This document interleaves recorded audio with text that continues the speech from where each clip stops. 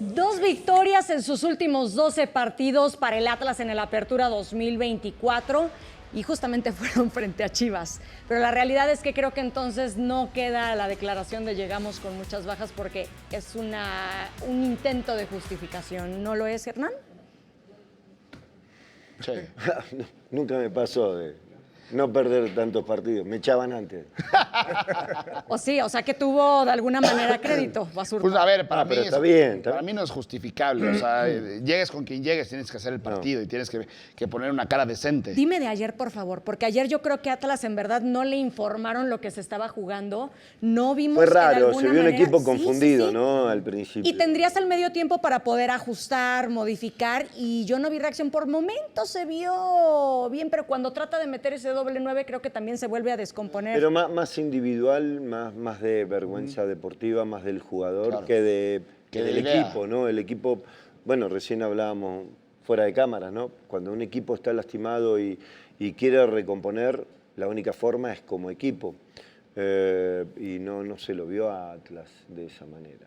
Ahora, a ver, una realidad es que, salvo la derrota contra Monterrey, Atlas venía empatando a ceros en 5 ocasiones. Sí. Y después llega contra Chivas, en donde los clásicos también se juegan diferente, hay una motivación y y me parece que a lo mejor la realidad de Atlas no era estar ni siquiera en play-in. La realidad de Atlas o el nivel de Atlas a lo mejor tampoco daba para clasificar a liguilla. Sí, le alcanzó con lo justo, ¿no? Para llegar a los play-in.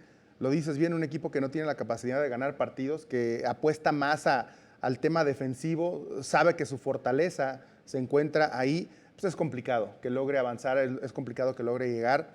Y sí, totalmente de acuerdo, hay un punto y aparte en el tema de partidos de clásicos, sobre todo ese clásico tapatío, en el cual, igual que el clásico nacional, no importa cómo llegues a estos encuentros, es un partido completamente aparte. Ellos se juegan la vida contra Chivas, ganan este encuentro de buena manera y tal vez pensaron que con eso iba a ser suficiente porque se presenta un equipo totalmente distinto en la frontera contra Xolos y quedan fuera de manera contundente, ¿no? Un 3-0 en contra en el cual pues no se había visto, no se había presentado y ahora los deja fuera de esta liguilla en la cual, estoy de acuerdo contigo, tal vez llegaron más lejos de lo que se pensaba con lo que hicieron durante la temporada regular. Claro. Pero Hernán, para ti el planteamiento por parte de Atlas deja de alguna manera mucho de qué hablar. Es que habías visto a Atlas contra, no sé, Cruz Azul, por ejemplo, ¿no? Cerrar el Le hizo torneo partido. y vos decís, sí, algo encontró para dar pelea. No se vio ese Atlas. Tal vez tampoco se vio tan bien contra Chivas. Termina encontrando el partido en mucha fricción. En un error de Chivas. En situaciones, sí, en situaciones que eran adversas para ellos y el equipo de enfrente da, ¿no? La posibilidad de que vos lo cambies. Pero me parece que Atlas no, muy lejos de su identidad, muy lejos de lo que te muestra habitualmente, muy lejos de esa estructura futbolística que hace que Atlas sea de los equipos más simpáticos en el fútbol mexicano, ¿no? Muy lejos. Ahora les voy a preguntar otra cosa. ¿Les gusta el formato de play-in? ¿Les suma? Mira, para mí no, porque hemos visto en los últimos torneos que terminan clasificando los primeros 8, ¿no? Y que terminan llegando a semifinales los primeros 4 y que incluso terminan jugando la final el 1 y el 2 y que termina siendo campeón en el primer lugar. Entonces, me parece que es un poco beneficiar el medio de comunicación, hay que decirlo como es. En el tema deportivo también me parece que ha lastimado, ¿no? Porque hoy prácticamente califica más de la mitad, o tiene la oportunidad de clasificar más de la mitad de la tabla general. Para mí el formato original o el formato de que clasifiquen los primeros 8 lugares, para mí me encanta. ¿Qué te parece? ¿De alguna manera hace mediocre el fútbol mexicano Sí. cuando se mantiene este play-in? No me gusta el tema del play-in. Entiendo que esto viene y se lleva a cabo por temas de la pandemia. En esta época pues había que tener más distracción en la televisión. La gente, generalmente estábamos todos encerrados, entonces se crea este formato para darle más espectáculo, para darle más entretenimiento a la gente, pero creo que ya debe ser eliminado. Los 8 primeros lugares entran a liguilla, se acabó, empieza la liguilla en cuanto termine el torneo y así todos los equipos están embaladitos y llegan bajo las mismas circunstancias a enfrentar los partidos de liguilla en los cuales sabemos que se juega todo realmente. Es un torneo complementario, por así decirlo, del regular, pero es el que más importa. Hernán, ¿se debe de regresar al formato anterior? Porque se supone que ya estamos cerca, ¿no? Parece que sí, que va a cambiar, ¿no?, esta circunstancia. Ha venido cambiando, que los 12, que de repente esta herencia de los 8 primeros, cuando empezó a cambiar esta circunstancia, hacía que solamente no peleara 1 o 2 equipos en el torneo hasta las últimas 2 fechas, la última fecha inclusive. Este torneo particular se partió. Yo digo que hay que volver a estructurar como era antes, dejar el torneo mucho más sólido, que sí se pelee por estar entre los 8 lugares, que tampoco es fácil, porque parece que sí, pero vos tenés 4 o 5 equipos que van a marcar una tendencia. Normalmente es así. Y después tenés otros 8, 9 equipos que van a estar peleando por esos lugares. Estás obligado a tener un upgrade, a llevar el nivel de tu equipo arriba, a tener que competir contra estos 4 o 5 de arriba que marcan esta tendencia en un torneo, y vos estás en el lugar 12, tenés que tener tu upgrade sí o sí para poder colarte entre los 8. Entonces va a mejorar el nivel de competencia, pero esto de darle posibilidades, ser más... Es que aquel, el último, como no invirtió, no tiene posibilidades de... Entonces hay que darle una ayudadita, una chance. Perdón. Lleva tu equipo arriba como vos puedas.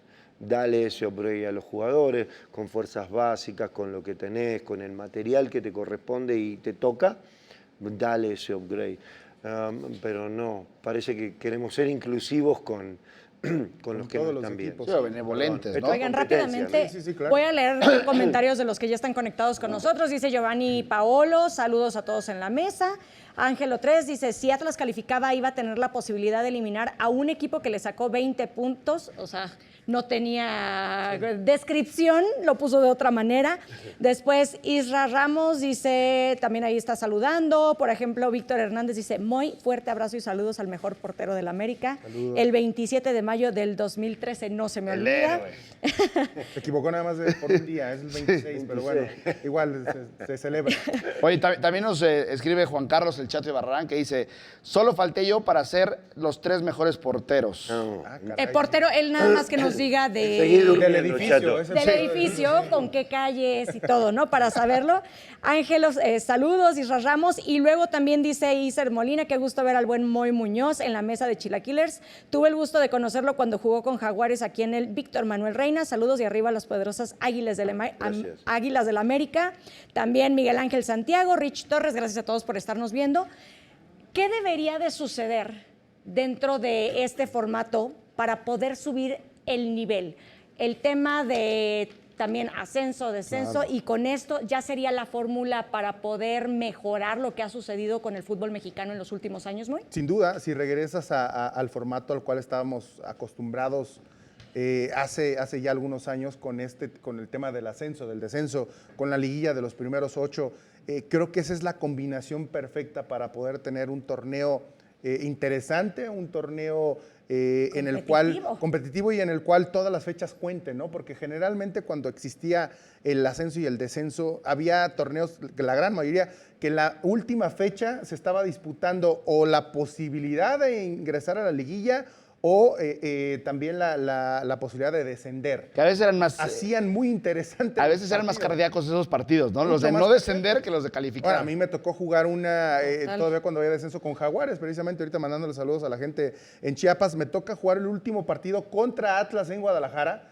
en el cual nosotros teníamos que ganar ese partido y esperar que Morelia no le ganara a Monterrey en el estadio de Rayados, lo cual nosotros ganamos nuestro partido 1-0 a Atlas y de último momento con el gol de Ruiz Díaz, si no me equivoco, de Morelia, termina dándole el empate que mantiene a Morelia en primera división y el cual desciende a Chiapas. Para ustedes, ¿qué otra cosa debe de suceder dentro del fútbol mexicano, además de regresar al formato anterior, para subir el nivel del fútbol mexicano y las exigencias del mismo. Yo lo tengo muy claro, la reducción de Entonces, extranjeros. decilo vos. La reducción de extranjeros, porque así automáticamente obligas a que vengan de más calidad. No estoy diciendo que... Tema de trabajo de canteras. No, por supuesto, fomentar las fuerzas básicas, la generación de materia prima en materia de selección. Pero creo que, a ver, hoy está claro, Moy, Hernán, Aranza, que los mejores futbolistas de la liga son extranjeros. Eso creo que no cabe duda. Los que marcan la diferencia. Pero creo que si bajas la cantidad de extranjeros en campo, aumentarías también la calidad de los mismos que llegan. Para ti, Mirando Hernán, las probabilidades que puso él de pasar de estás viendo todos sus apuntes, no, ¿verdad? no, Qué, está qué bonitos haciendo apuntes haciendo las tienes. llaves. No, solo puse los Para 8. ti, ¿qué No, debe de suceder? estoy de acuerdo con bajar el nivel de los extranjeros, aumentar la calidad de trabajo y las posibilidades sí, de tu gente, porque hay muchos equipos que invierten mucho en fuerzas básicas. Pachuca. Yo me atreví a preguntarle a alguien una vez, le digo, ¿cuánto te cuesta un jugador en fuerzas básicas? Entonces, no, es que la cuota y que esto, y que no tienen ni idea de lo que están haciendo. Vos, en esta tirada financiera que haces en un equipo de fútbol, se invierte mucho en fuerzas básicas para lo poco que sale hoy, Sí. lo poco que llega a primera división. Entonces, me parece que hay que darle un valor mucho más tangible a esta posibilidad de crear jugadores. Reduciendo el tema de los extranjeros, yo también creo que la calidad del extranjero va a ser otra. Sí. Lo entiendo así. No sé si sea lo ideal, pero también hay que ajustar el tema del descenso. Volver a ser una liga competitiva abajo de la primera sí es importante. Parece que no, pero sí es importante. Hoy, recién hablabas, ¿no?, de ese partido contra Atlas y Chiapas. ¿Cómo estaba el estadio? No, estaba lleno, sí. Entonces, el estadio de Monterrey estaba lleno. También. Pero los otros estadios también estaban llenos. Hoy, este final de torneo, ¿tuviste cuántos estadios? Flat. Sí, prácticamente Pela. vacío, sí. Entonces, cuando vos jugás algo, la permanencia, el poder entrar, la gente va y apoya, la gente se emociona con eso. Este es un deporte de emoción y creo que todos hicimos mal, se la fuimos quitando.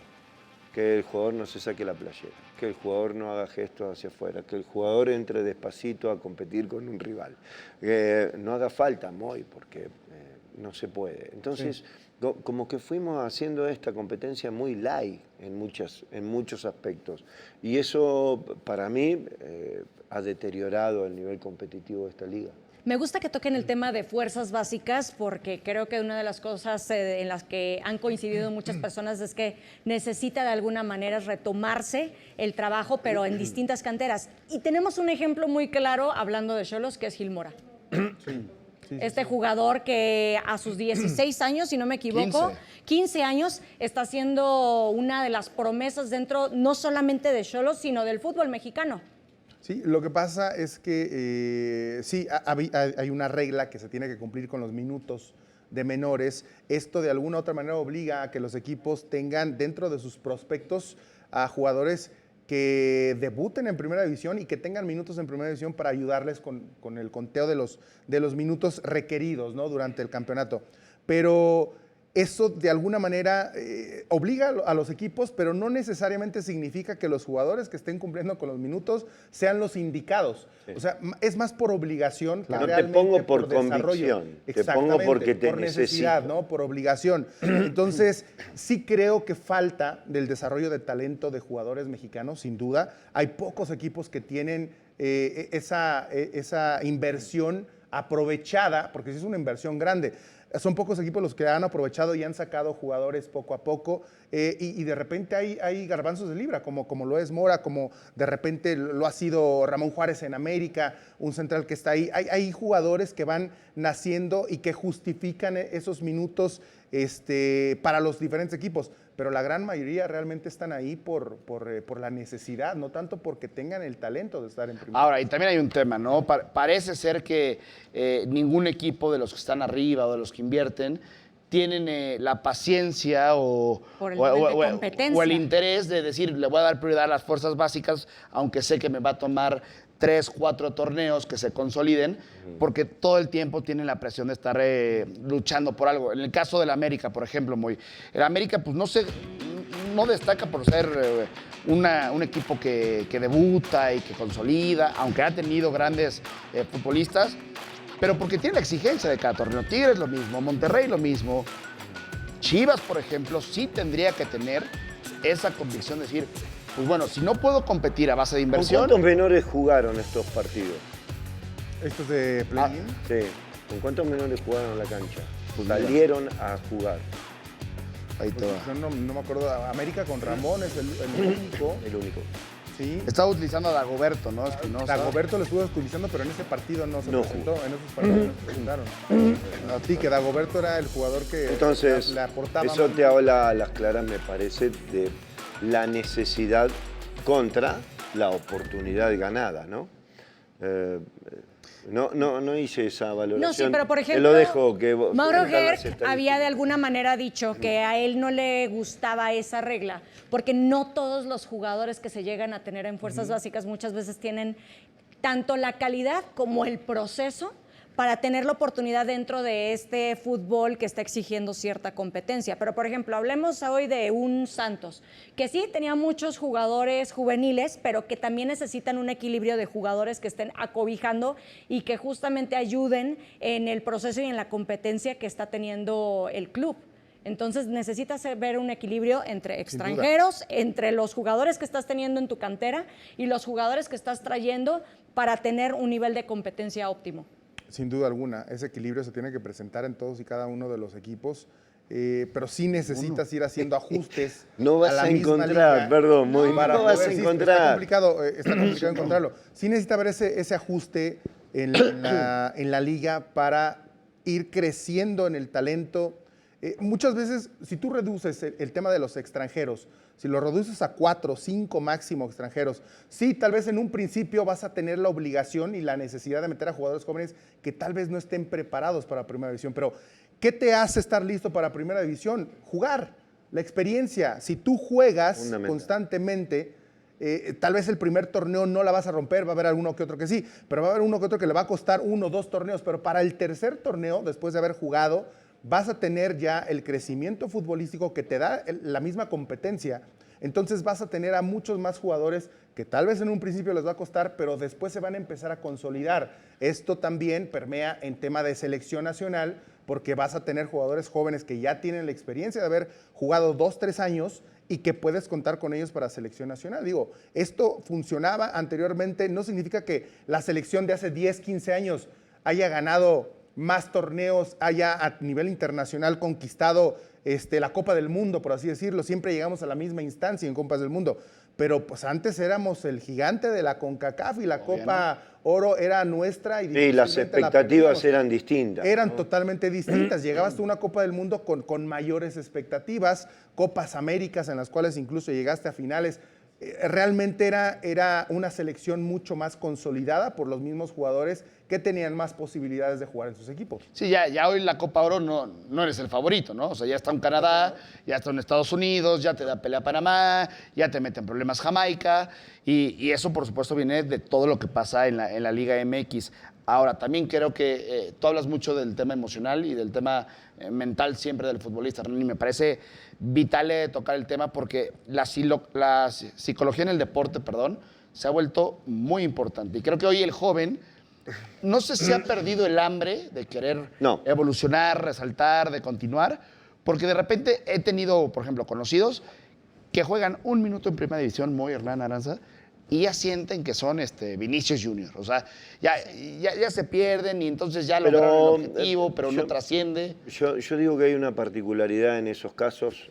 Me gusta mucho el tema de psicología. Tengo una gran amiga que trabaja en el América hoy, que se me hace top.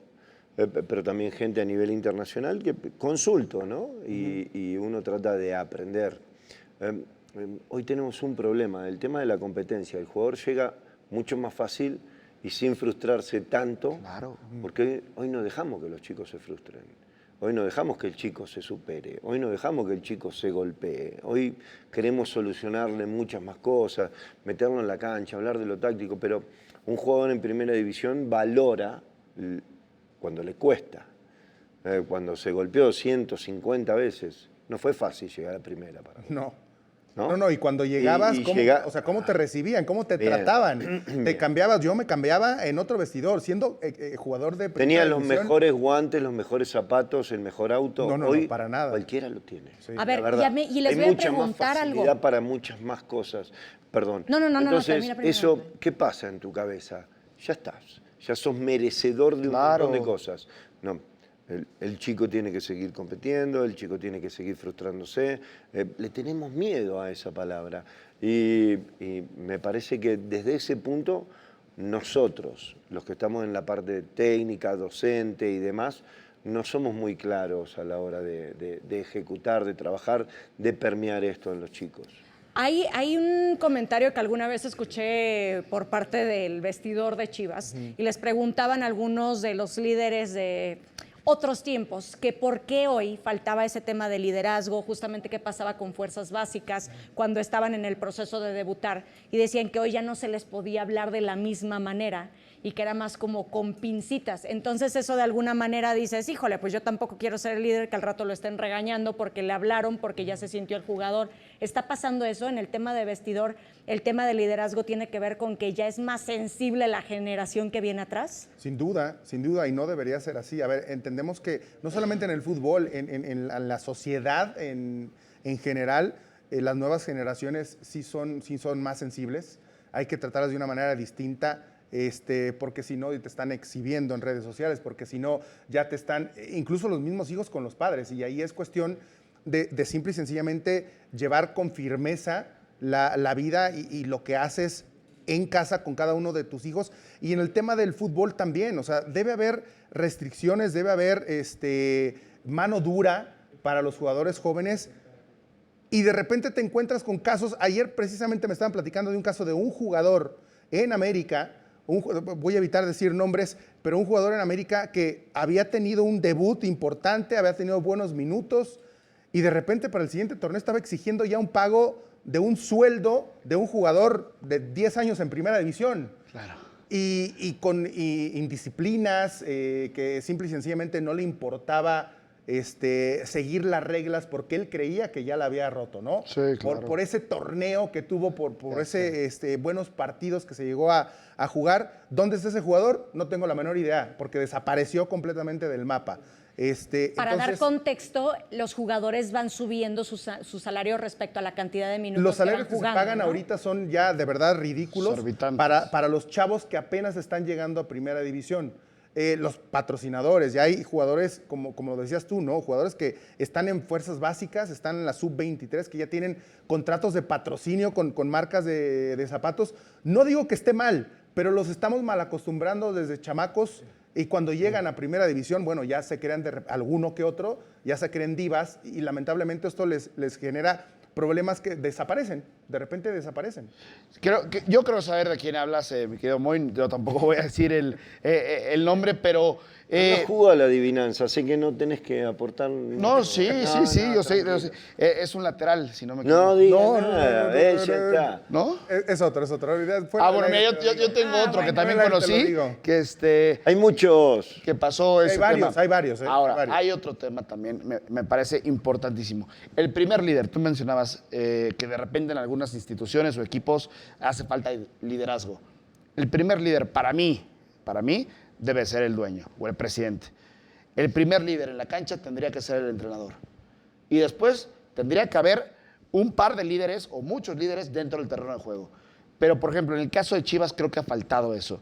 Un líder fuera de la cancha, un líder que sepa manejar el equipo y que eso se traduzca al rectángulo de juego. Que le llegue la sensibilidad a los jugadores de lo que están y dónde están y por qué están ahí. Sí, los Ramones, toda la gente que sigue siendo muy querida hasta el día de hoy, pero que sí era de voz fuerte y que tenía ese liderazgo dentro y fuera de la cancha. ¿Cómo vive Emilio Azcárraga los partidos? O sea, el tipo se desvive por el equipo, es apasionado del deporte en primera. Pero Después, también es tema apasionado de y fan inversión, de ¿no? su equipo. A ver, creo que, por ejemplo, es inversión en el proyecto, porque hoy, por ejemplo, vemos que Xolos, y estábamos hablando con el director deportivo, con quien está, más bien con quien está a cargo de Fuerzas Básicas, pasa ¿Michel? Xolos, no, ¿Es Luis Michel? Ignacio, Nacho, pasa Xolos en la 19, en la 17 y en la 15. Y cuando le preguntamos que qué está sucediendo, habla de que justamente Juan Carlos Osorio está volteando a ver a las fuerzas básicas y eso significa que todo está dentro de una misma línea. Y creo que eso es importante,